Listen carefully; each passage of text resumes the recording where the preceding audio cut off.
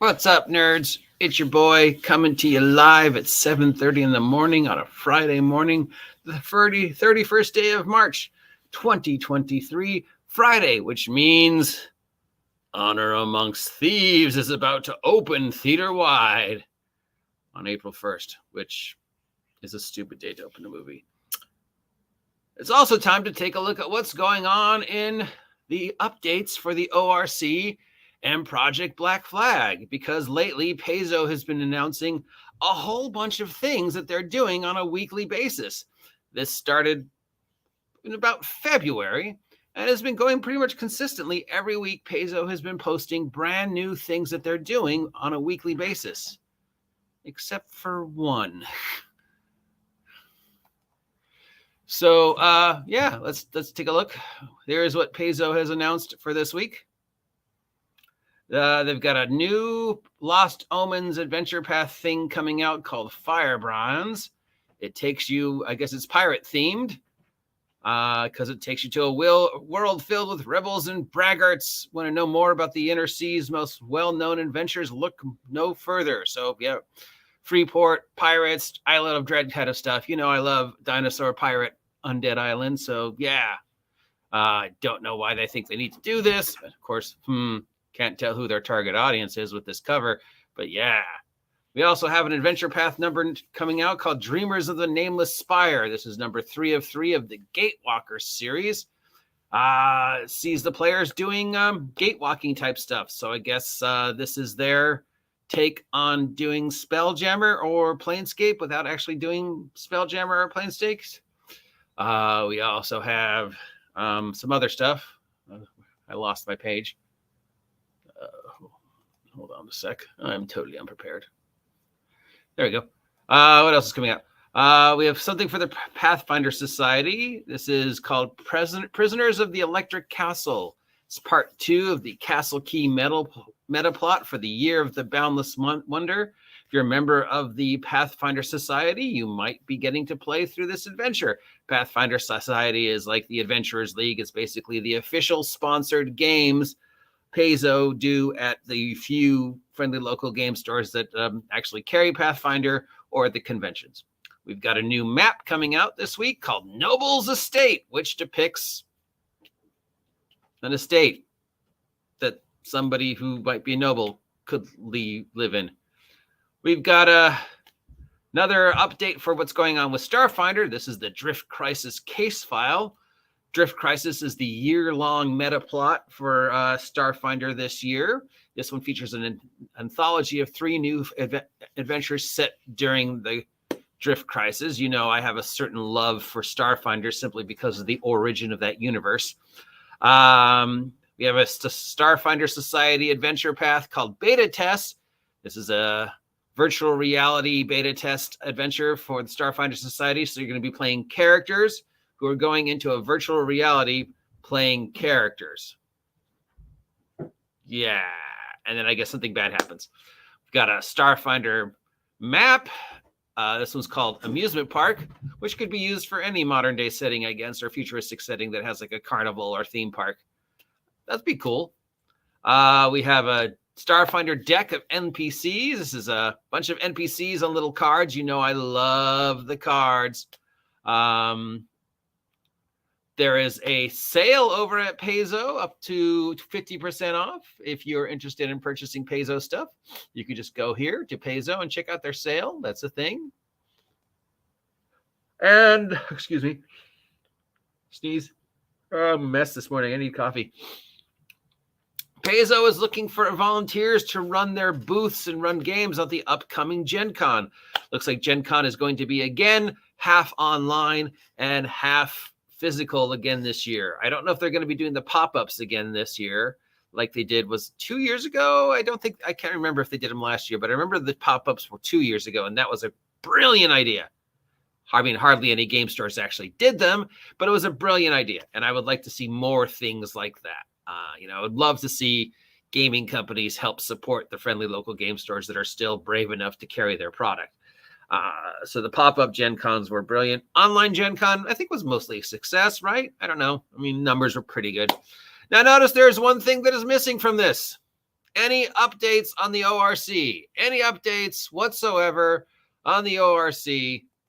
Paizo, could we have an update, please? Oh, no, still has not been updated since January 12th. Thank you, Paizo, for keeping us up to date on the ORC. You have yet to actually finish the project or even present us with the project. But even as we speak, Chaosium is releasing a brand new project under the ORC, their brand new basic role-playing system, the core engine for all the Chaosium games, including Call of Cthulhu, #1 selling role-playing game in the world, is claiming that they are going to be under the ORC, protected by the ORC. I'm not sure how that works since the ORC doesn't exist yet, or at least nobody's seen it, but they're going to be protected by it. So I assume some form of grandmother clause, backwards compatibility. They're going to say that as soon as the ORC actually becomes a physically functioning legal document, they are backwardsly protected by it, which is a thing you can do. From what I understand, you can, it can hold up in court if you want. I think Chaosium is just counting on the press to help boost the sales of the product by saying they're under the ORC, and they're figuring, well, nobody's going to come after us anyways because technically we don't use the OGL. So, yeah, I guess it's just free advertising and free ways to support the ORC, even though the ORC doesn't exist yet. And actually, the initials would be ORCL, but that spells Orkla. Should have gone for Orko. Orko. Then you could use Orko from He-Man as your mascot. Let's see what's going on with the other Project Black Flag. And nope, no new updates on Project Black Flag since they released the playtest for the Wizard and the Fighter, which were generally not very impressive. So far, Project Black Flag is just basically a rewrite of 5e. I haven't seen anything so far in the playtest to really make me feel this is different enough from 5th edition to have it be a worthy runner against. So I guess they're just counting on the fact that 5th edition is going to be discontinued in a few months, and Project Black Flag will be the only way to get core 5e adjacent rules. Speaking of core 5e adjacent rules, what is going on with One D&D? Nothing since the Druid and Paladin, which the Paladin received mostly reviews. Some people felt it was too powerful. Other people felt it was too nerfed. The Druid, of course, is the center of the pointless controversy that we are affectionately referring to as Owlbear Gate. So this Owlbear Gate all started because the Tiefling Druid in the upcoming Honor Amongst Thieves can turn into an owlbear. Why? I don't know. Maybe they explain it in the movie. Maybe they don't. It doesn't matter. When it was first announced and Owlbear Gate first started, and so many 5th edition players were upset over the fact that this Tiefling Druid could turn into an owlbear, and there was no mechanics for that. And I find it really ironic that the 5e players were the ones who were complaining about this and perpetuating the Owlbear Gate nonsense, and everybody else was just like, dude, it doesn't matter. It's a movie, and it's magic. I don't know. Maybe she's got a magic item that lets her turn to an owlbear. Maybe it's just, cosmetic, and she just has the stat block as a bear, but she looks like an owlbear because whatever, who cares? It's a movie and it's magic. They don't have to explain it. But apparently Wizards of the Coast felt that they did have to explain it, and explain it they did over and over and over again until the point that all they did was feed the controversy, which of course gave the movie a lot of free press. So win for the movie. But again, Wizards of the Coast, in their infinite genius, continued to stir the pot of the unnecessary controversy that was Owlbear Gate. So finally, after the latest rounds of complaints from 5e players who didn't understand why the Tiefling Druid could turn into an owlbear and their druids didn't, in their usual geniusness, Wizards of the Coast acquiesced and said, fine, here's the playtest where the druid can technically turn into an owlbear. I mean, not really 100%, but 99.9% you're an owlbear. Basically, you're an amorphous blob with a stat block, and you can make that amorphous blob look like whatever you want. So you just take this stat block, and cosmetically, you're an owlbear. So if you really want to copy the tiefling druid from the movie, here is the playtest rules. What do you think? And the 80% of the world who is not the shallow end of the 5e pool went, fine, whatever. I don't care. It doesn't matter. Dude, you didn't have to explain it. Simply, it was a movie and it's magic. Nobody cares. Move on. But Wizards of the Coast presented you with a stat block for the druid, which was the latest playtest. And of course, the shallow end of the 5e pool, the same people who are complaining about 5e, no matter what Wizards of the Coast, are still complaining, even though Wizard gave them exactly what they wanted. But other than that, we have no new updates on the speculative future for 1D&D/6th edition. Now, if you have been living under a rock and didn't know, this week was D&D Direct. They pulled out some relatively innocuously cute YouTubers, Ginny Darling, oops, my titties fell out, and some other guy who will always be the guy who was next to Ginny Darling, poor guy. I'm not even going to try to pronounce his name, you know who he is, to show us a sneak preview of all the stuff that Wizards of the Coast has planned going forward for D&D, including we're going to screw up Vecna. Here's the figures. Here's the toys. Here, Dungeons and Dragons Minecraft, because I don't know why. Some other stuff. Here's the books that are coming out in 2023. And even though we've spent the past 9 years telling you there is no story and there is no canon for 5th edition, apparently 6th edition is going to have an overarching story arc. A 5-year plan, Jeremy Crawford claims, is now in existence. Of course, 5 years is the expiration date for Wizards of the Coast if they do not reach the $1 billion mark that Hasbro is expecting from them. 2027 June, D&D 6e is still on the calendar, and that $1 billion expectation is still hanging over Wizards of the Coast's neck. But they said, hey, starting in 2024, when 6th edition 1D&D comes out, it's going to be all about Planescape and Vecna, and it's going to have a story. And people are like, oh, yeah, Vecna. Oh, yeah, Planescape. And oh, yay. Except for anybody who is actually paying attention to Crawford and Perkins and the whole half-an-hour thing. And then at the end of the half-an-hour thing, you were like, wait, you didn't actually say anything about what you have planned for 2024. I didn't hear a single title announced.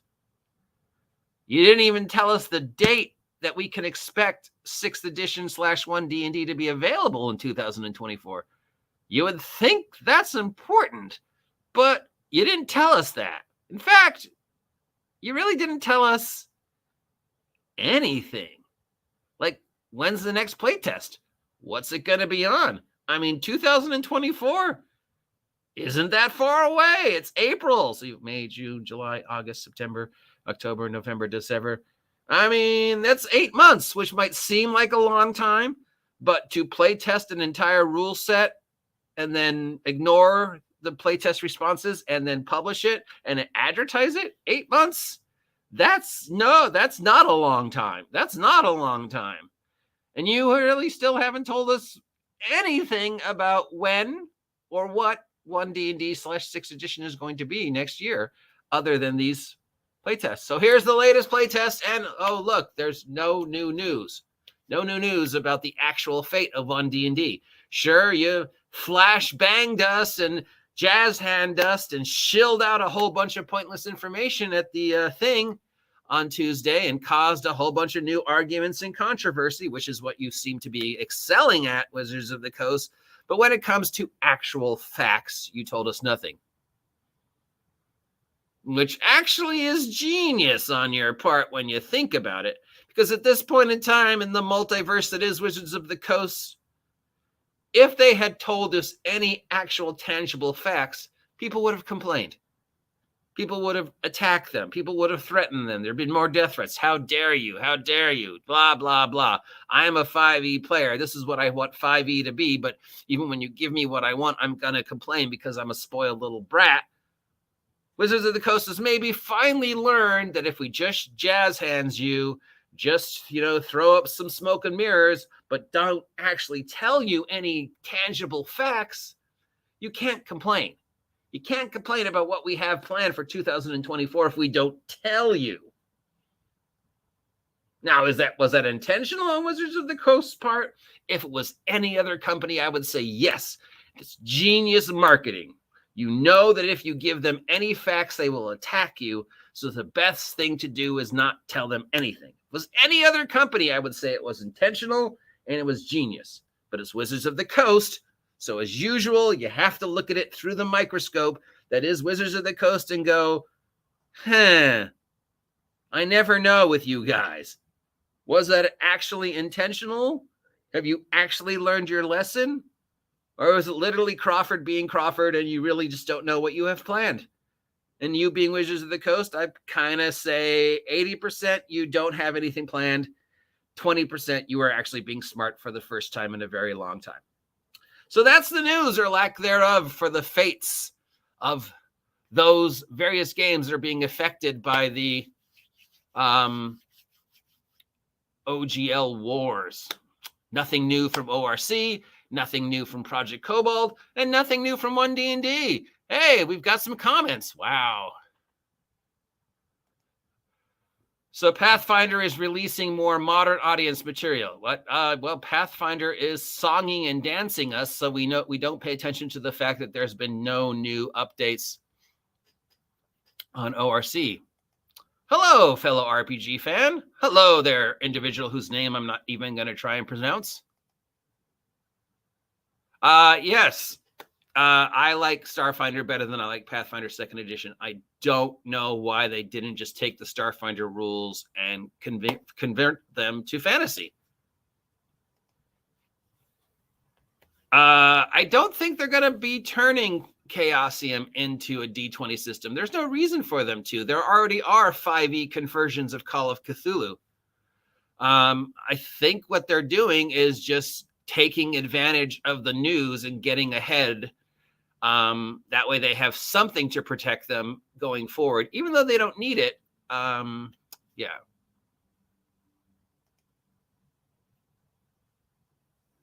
Funny how we don't hear about Sachin anymore. I guess she hasn't done anything worth talking about. The last I heard anything about that was Zach won one of his court cases.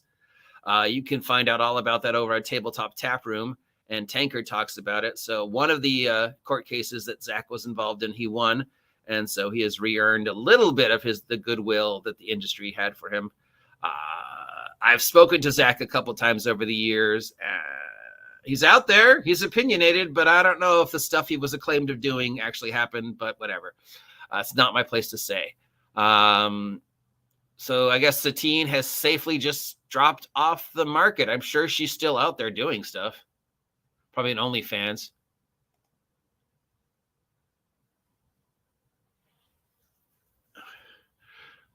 Quiet, mysterious glasses girls made a comeback in that direct D&D video, proving to be as annoying as expected in that VTT video. The whole thing felt so forced marketing, kind of sad, really. I didn't see that. I'll have to go look for that.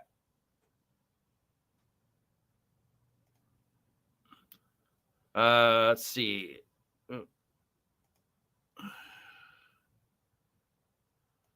The best was reading the comics. I think people have caught on to Wizards of the Coast antics. You would hope so.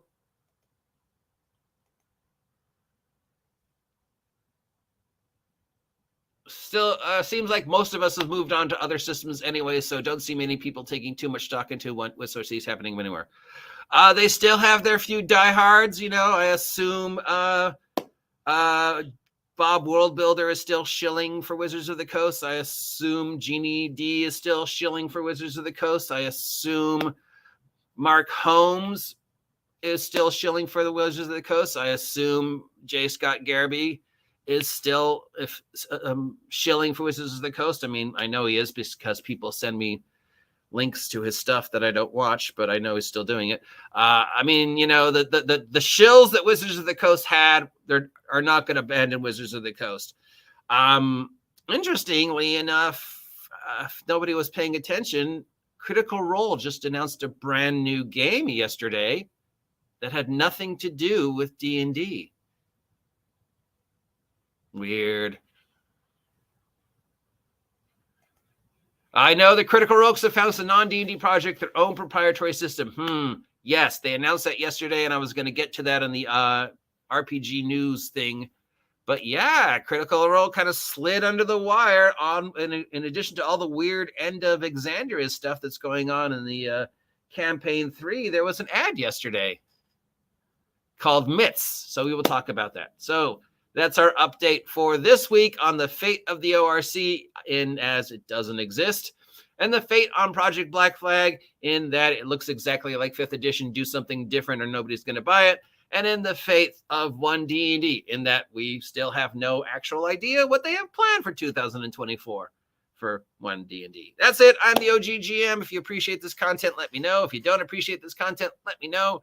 If you haven't subscribed yet, please subscribe. Help me hit 2,000 subs by the end of the year. 2,000 subs.